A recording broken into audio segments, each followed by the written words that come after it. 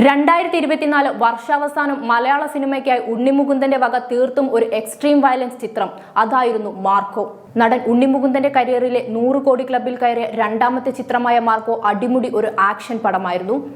ഏറ്റവും കൂടുതൽ ആക്ഷൻ ചിത്രങ്ങൾ ഇറങ്ങുന്ന സൗത്ത് കൊറിയയിൽ പോലും മാർക്കോ തരംഗം അലയടിക്കുകയാണ്. കൊറിയയിൽ 100ഓളം സ്ക്രീനുകളിലായി ഏപ്രിലിൽ ചിത്രം റിലീസിനെത്തും.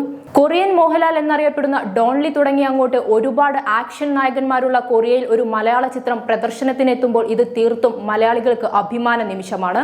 അസാധാരണമായ ആക്ഷൻ കൊറിയോഗ്രാഫിയും ഒപ്പം ഉണ്ണിമുകുന്ദന്റെ ശക്തമായ പ്രകടനവും മാർക്കോയിലുണ്ട്. എ സർട്ടിഫിക്കറ്റ് ചിത്രമായിരുന്നിട്ടുകൂടി വലിയ സ്വീകാര്യതയാണ് തിയേറ്ററുകളിൽ ചിത്രത്തിന് ലഭിച്ചത്. ഒരു കാലത്ത് ചിരിയുടെ മാലപ്പടക്കം തീർത്ത നടനായിരുന്നു ജഗദീഷ്.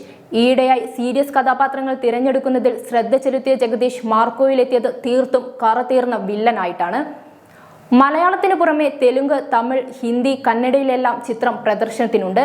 ഇവിടങ്ങളിൽ മാർക്കോ പ്രദർശനത്തിനായി എത്തിയതോടെ മറ്റു ചിത്രങ്ങളുടെ പ്രദർശനം തിയേറ്ററുകൾ നിർത്തിവെച്ചിരുന്നു. കൂടാതെ ഇരു കൈയും നീട്ടി പ്രേക്ഷകർ സ്വീകരിച്ച ചിത്രം ഇപ്പോഴും പ്രദർശനം തുടരുകയാണ്. ആക്ഷൻ സിനിമയിലേക്ക് ചുവടുവെച്ച ഉണ്ണിമുകുന്ദനെ ഇനി ലോ ബഡ്ജറ്റ് സിനിമകളിലേക്ക് ഒരു തിരിച്ചുവരവുണ്ടാകുമോ? ഇതിനോടകം ഉയർച്ചകൾ കീഴടക്കിയ താരത്തിനായി മറ്റു ഭാഷകളിൽ നിന്നുപോലും അവസരങ്ങൾ വരാൻ മാർക്കോ നിമിത്തമായി കഴിഞ്ഞു. മാളികപ്പുറം സിനിമ ഇറങ്ങിയ ശേഷം പ്രായഭേദമന്യേ ഒരുപാട് ആളുകളുടെ മനസ്സിൽ ഇടം പിടിക്കാൻ ഉണ്ണിമുകുന്ദനായി. വർഷങ്ങളുടെ കാത്തിരിപ്പും കഠിനമായ പ്രയത്നത്തിനുമുള്ള ഉത്തരം മാർക്കോ നൽകിയപ്പോൾ മലയാള സിനിമയിൽ എന്നേക്കുമായുള്ള തന്റെ സ്ഥാനം ഉണ്ണിമുകുന്ദൻ ഉറപ്പിച്ചു കഴിഞ്ഞു.